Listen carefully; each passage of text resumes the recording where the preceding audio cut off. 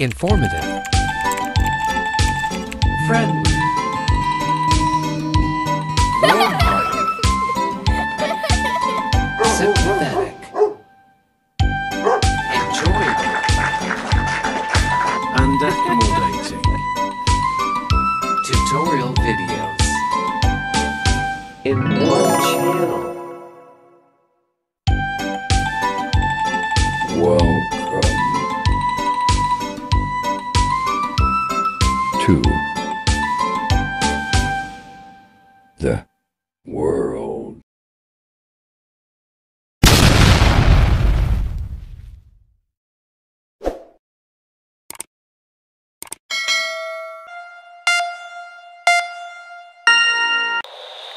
Hello. So, yan po ang gagawin ko po dyan ay fix ano tawag dito, fix na yung nasa gilid po kasi yung customer namin naglagay ng sliding door na kahoy, tapos meron pa siyang awang sa gilid. So para maiba naman, gusto niya ay fix na aluminum ang ilagay sa gilid. So ayan po, ang inuna ko po syempre ay ang bracket na gagamitin ko, kasi ang ginamit ko po dyan ay 1x3 tubular. Ayan, kung nakikita nyo po, tapos na ako magbutas doon sa bracket para nakaready na po. Tapos ang binubutasan ko naman ay yung width. Maliit lang siya, almost parang 12 inches lang kasi siya, kaya medyo maliit lang yan. Binubutasan ko na para pag nag-rebits ako ay tuloy-tuloy na. So ganyan lang po ang procedure na ginagawa ko. Nire-ready ko muna yung mga bracket ko. So ayan, ngayon ay ilalagay ko na po yung mga bracket. So since nabutasan ko na siya, hindi na siya mahirap i-barena. Kasi minsan pag wala pang butas dumadaplis pa o kaya medyo matagal. So ayan, may butas na. Tuloy-tuloy na. So hindi pa ako gumagawa ng kanto mesa. Paminsan po gumagawa sa mga hamba lang, pero ito kasi matatakpan naman siya. So hindi ko na po siya kinakanto mesa.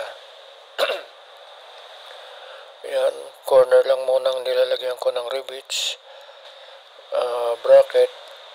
Yan po yung height. Yan po yung height nung fix. So ayan, lalagyan lang ng bracket para magbuo na po yung gagawin kong fix.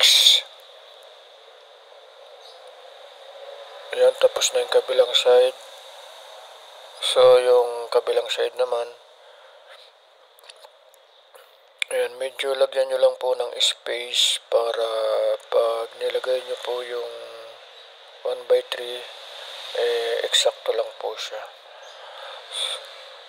So hindi po sagad na sagad yan. Doon sa pinakadulo may mga almost 1/8 o kulang sa 1/8 kasi hindi naman makapal yung mga aluminum ngayon, manipis na. Minsan ang ginagawa ko, may pattern ako.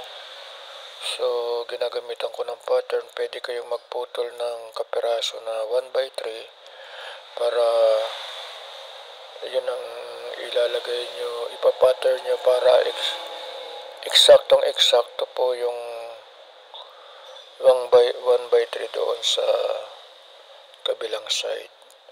So ganyan lang po yan kadali. Pag natapos ko yan, so ikukunik ko na po yung yung mga width, ikukunik ko na po siya. Ayan, kung napansin nyo, naikunik ko na po siya. Hindi ko yata na video, pero yan buo na nakabuo na. Hindi ko lang siya na video. So ang ginagawa ko po dyan ay i-divide ko na po siya, kasi ang fix po na yan ay may tatlong partition, tatlong divider ba. So syempre kailangan pare-parehas ang butas. So ayan, equal. Kung may mga diferensya naman na mga 1/16 or 1/8, hindi mahirap na po yun i-divide. So ang ginagawa ko po doon ay yung isang panels, yung isang butas syempre medyo malaki ng konti. Hindi na rin naman mapapansin yun kung unless na susukat-sukatin pa. So mga 1/8 o 1/16 lang naman ang difference. So yan, sinusukat ko tapos siyempre guguhitan kasi maglalagay din ako ulit ng bracket doon sa gitna.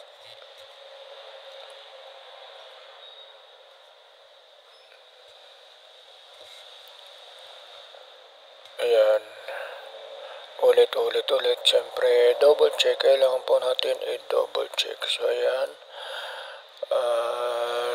sa tingin ko parehas na siya. So guguhitan ko na siyempre. Ayan, sa kabilang side naman.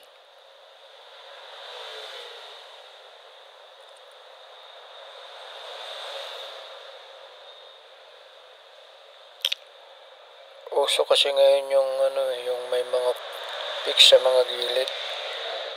Nilalagyan parang maiba naman siguro. Yun ang design ng architect. Naglalagay ng fix sa mga gilid.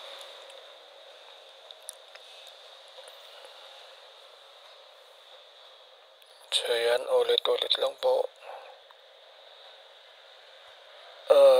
Siya nga pala, nagpapasalamat po ako sa mga nagsusubscribe. Medyo dumadami na rin kahit papano. So maraming salamat po. Saka po doon sa hindi pa nakakapag-subscribe, sana po mag-subscribe na rin po kayo. Saka pakipindot nyo na rin po yung notification bell para kung may i-upload po akong videos, manonotify kayo at palagi kayong updated. So maraming salamat po. Ayan, maglalagay na po ako ng bracket kasi may divider po yan So ayan,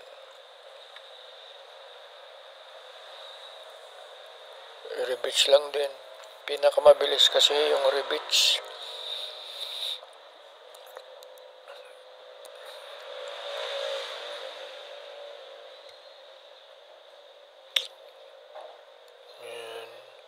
Almost 7 feet nga po pala yung height niyan kasi ang standard naman ng pinto natin ay 7 feet talaga. Sa centimeter, ang sukat nila ay 210 centimeter. Wala pang 7 feet yun, pero kami sa inches po kami kumukuha.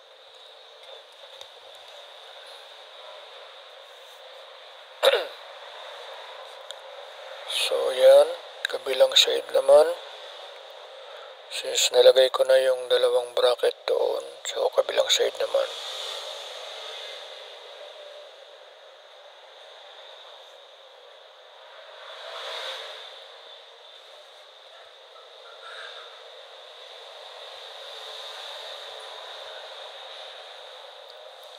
So yan, ulit lang siya.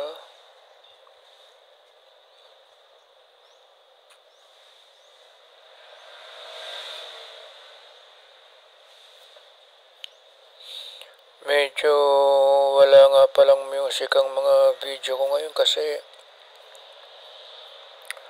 pag inaano ko laging nakaka-copyright So hindi ko pa alam kung saan kukuha ng mga free na music na pwedeng gawing background para mas maganda kasi sana may music pero hindi ko pa maasikaso sa ngayon. At saka medyo hindi ko pa nga alam. So siguro pag hindi na ako masyadong busy, malalagyan ko na ulit siya ng music. Kasi mahirap pagka na-i-upload nyo na tapos may music na copyright eh. Pag tinanggal nyo yung music, nawawala yung sound. So kaya ito ginagawa ko, voice over na lang ako tapos wala na lang siyang music background. Pero meron namang mga yung tawag dito, yung may bayad. Siguro pag nagbabayad na makaka na kayo ng music. Siyempre may bayad na yun. So sa ngayon wala pa naman tayong income. So tiyaga-tiyaga lang po muna. Ang importante naman yung content po natin, ayan, tulad niyan, ay okay naman. May makabuluhan. So tiyaga-tiyaga lang po muna sa ngayon. Meron nga akong video dati, wala namang restriction Ngayon may nakita ko na may copyright Dati wala naman yun copyright. So baka tanggalin ko rin yung sound nun Kaya ingat lang po talaga ngayon, lalo na yung mga gumagawa nitong content tulad ko. I-check nyo po yung yung restriction nyo, kasi baka hindi nyo alam, meron na pala kayong copyright. Na syempre pag may copyright, magkakaroon kayo ng issue. So ayan po, nilagay ko na po yung divider. Tinanggal ko lang po yung pinakadulo niyan na nire-beach ko na, tapos para maipasok. Tsaka na lang po i-re-beach niya ulit. So ganyan lang po para maipasok nyo yung divider. Tanggalin nyo lang po yung pinakadulo niya na. So ayan, tapos na. Yan po yung fix. So ilalagyan ko na po yan ng snap-on base and cover. So ayan na po siya. Ayan, maglalagay na ako ng snap-on base. So eksakto na po siya. Tapos siyempre kailangan pantay po. So sukatin po natin para equal yung pagitan niya. Ayan, bago nyo i-rebeach. So ayan, sinukat ko na.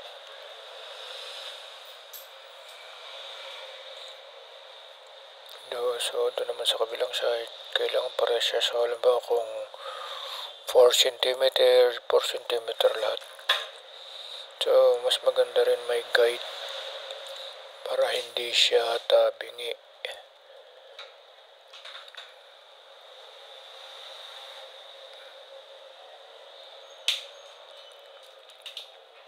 Yan, ganyan lang po yan kadali ang paglalagay ng snap-on base. Pagkatapos po niya na ilalagay ko na po yung snap-on cover. Ayan. So since tatlo yan, tatlo rin po yung ilalagay ko. Bali, 6 babataas. So yan. O, sukat-sukat ulit. Konting sukat-sukat ulit. So diba napakadali lang.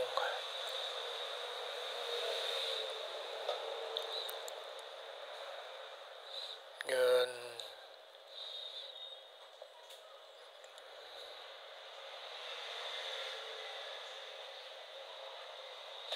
So ulitin ko nga po ulit. Maraming salamat sa nagsusubscribe at sa mga hindi pa po nakasubscribe. Sana po mag-subscribe na rin po kayo. Free lang naman po ang pag-subscribe. Wala naman pong bayad. So maraming salamat sa mga nakasubscribe na. at saka naka-follow na sa aking channel. Medyo madala nga po ako ngayon nakakapag-video kasi busy, medyo busy. Ayan, kaya paminsan nakakapag-video ako tapos na i-upload ko ngayon. Pero susunod po talaga, promise, ayusin ko na po yung mga video ko.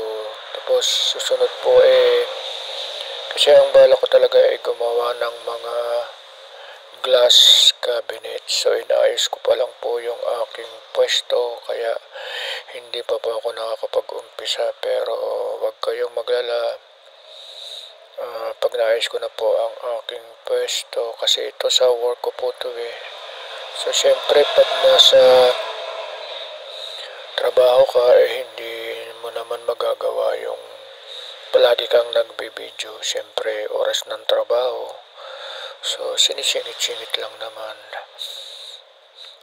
Maganda yung talagang yun lang ang gagawin mo. So maayos kang makakapag-video, tahimik. Yun po ang inaayos ko po sa ngayon. Pag may free time, yun, pwede po. So wait lang po kayo, yung mga nagpa-follow po sa aking channel, maraming salamat po. May mga question po kayo, pwede naman po kayong magtanong. Kung kaya kong sagutin, makakaasa po kayong magre-reply po ako. Kung sakaling hindi ko pa nare-reply, siguro hindi ko pa po siya nakikita, kasi hindi naman po ako laging naka-data palagi, lalo na pag nasa trabaho, nasa labas kami. Siyempre magastos rin naman kasi lagi kang magpapaload. So pag umuwi na lang ako sa bahay, kasi meron kaming wifi, so dun ko lang nababasa yung mga nagtatanong. So kaya yung iba medyo matagal pong masagot. So pasensya na lang, pero makakaasa po kayong pag may tinanong po kayo tungkol sa video ko ay sasagutin ko po yun. Kung kaya ko naman pong sagutin. Kung hindi naman, sasabihin ko rin po na hindi ko alam. So ayan, malapit na po akong matapos. Susunod po yung ang with naman. So yan, medyo may kahabaan po itong video na to. Hindi naman mahaba, pero alam ko almost 30 minutes din to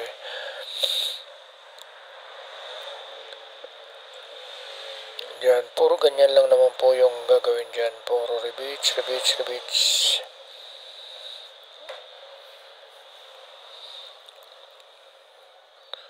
So ayan, malapit nang matapos. Yun.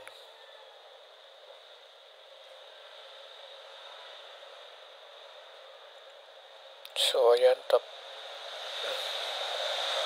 kabilang side naman, hindi pa yata tapos yan. Yun, hindi pa nga. So yan, lagi kong binubutasan agad para mabilis ko na siyang ibarena. Ayan. Sukat ulit, huwag niyong kalilimutan para pantay-pantay po siya, hindi tabingi yung salamin.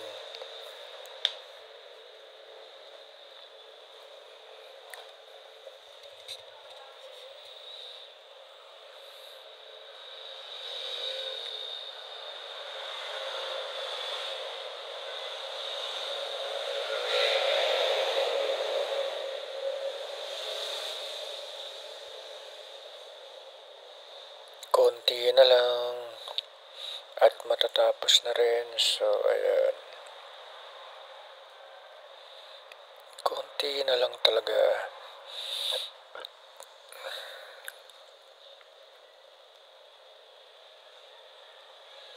karamihan ng mga customer pala ngayon ang gusto pala yung analog, yung ganyang kulay.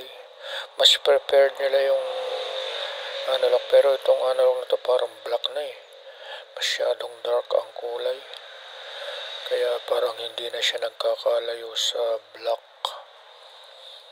Ang tawag daw nila dyan ay chocolate brown. So, dark chocolate siguro kasi di ba may chocolate naman na light brown.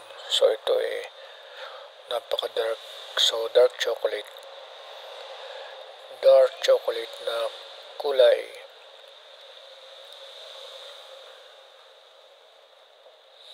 Ayan, konti na lang. Ilang ribits na lang yan. Dapat pala pinas forward ko na lang pala to.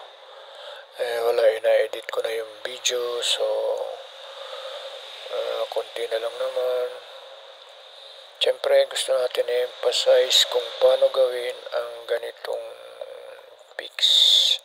So, sa mga beginners po, ganyan lang po yan. Kadali. Madali lang ilagay itong snap on base and cover. Pero, dapat talaga match. Ang pinaka mahirap dito pag hindi match yung snap on base. Kasi hindi siya maglalak. Kaya tingnan natin. Alam ko, meron akong portion dito na hindi siya match. So, talagang kahit anong gawin ko, hindi siya pumapasok yung cover. Minsan naman, bubukain mo lang, ibubuka mo lang yung cover o kaya isisikip. Pero pag hindi talaga, ang ginagawa ko, tinotornilyo ko na lang sa loob. Yung cover lang naman. Tapos sabay silicone. Kasi pag iba-iba kasi ang supplier na kinukuhaan nyo, iba-iba yung ano nila eh. Iba-iba yung, siyempre iba-iba din yung supplier nila. So, kaya dapat isang supplier lang din. Tapos, tandaan nyo kung halimbawa meron pa kayong sobra, hindi nyo nagamit. So, itali nyo na yung partner nyo na. Yung, pagsamahin nyo na yung snap on base and covers yan. Tapos na. Para, kasi pag hiwa-hiwalay ang gulo, minsan hindi talaga siya match. Ang hirap ilagay. So, ayan, lalagay ko na po yung width. Ang ginagawa ko po dyan, ayoko ng tutok-tutok. Yung kinakatasan ko po talaga yan, ayan, oh. Guguhitan ko siya. Tapos, kakaltasan ko, ayan. Tapos, kakaltasan ko po yan. Ayoko kasi ng tutok-tutok sa yan, oh. Kinatasan ko. Tapos, tanggalin nyo muna yan. Dali lang naman tanggalin yan. Ayan, ganyan-ganyan nyo din ang kamay nyo, yan, oh. Oh, diba?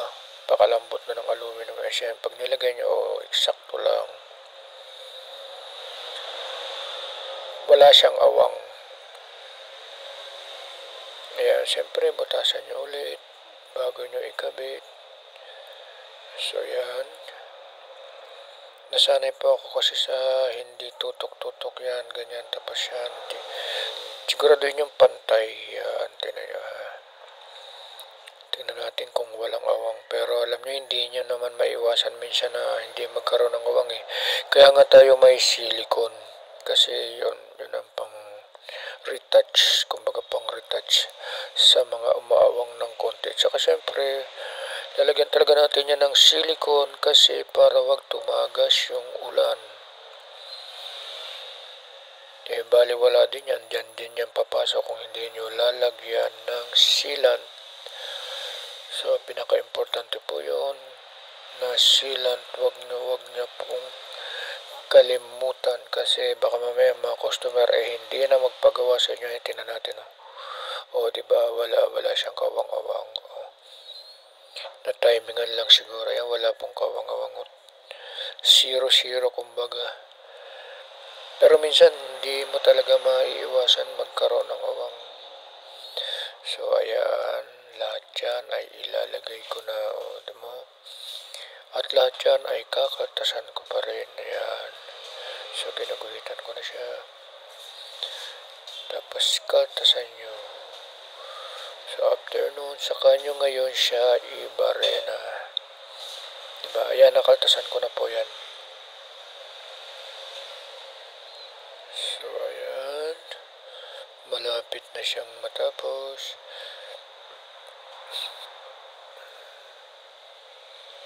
Konti na lang, konti na lang.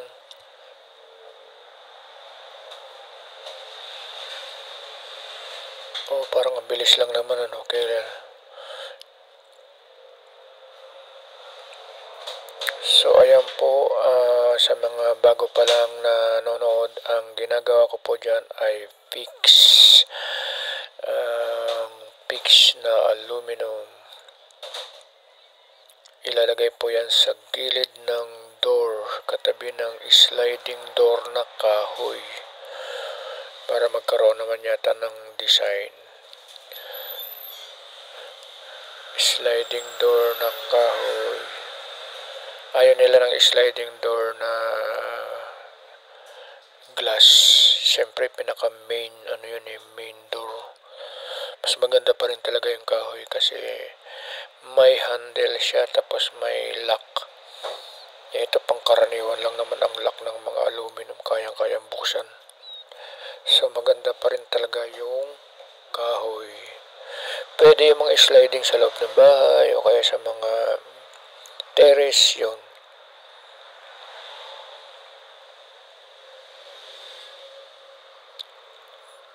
Ayan. So, ilan na lang? Isa na lang yata. So, kaltas pa rin.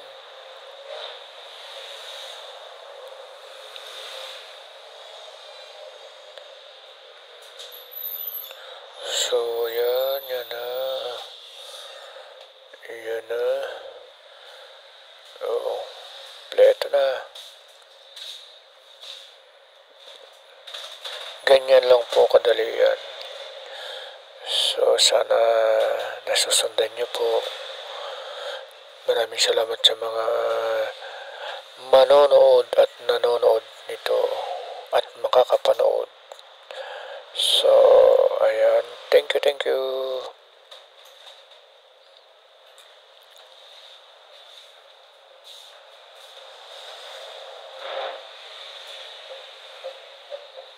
Yun, isa na lang.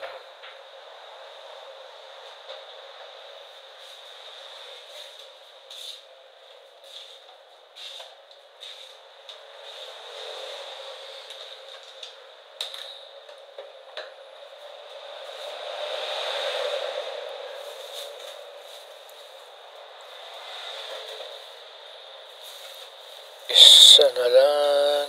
Malapit nang matapos.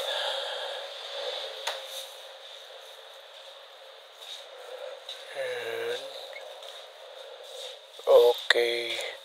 So, ilalagay ko na po ang cover. Ayan po yung cover. Ayan, tinan nyo. Pag match po yan, napakabilis lang yan. Yan, konting puk-puk-puk-puk. O yan. Diba? Kasi match yung snap-on base and cover. Ayan, dyan po yan. Meron talaga akong hindi may pasok dyan. Kasi yun ang hindi magka-match.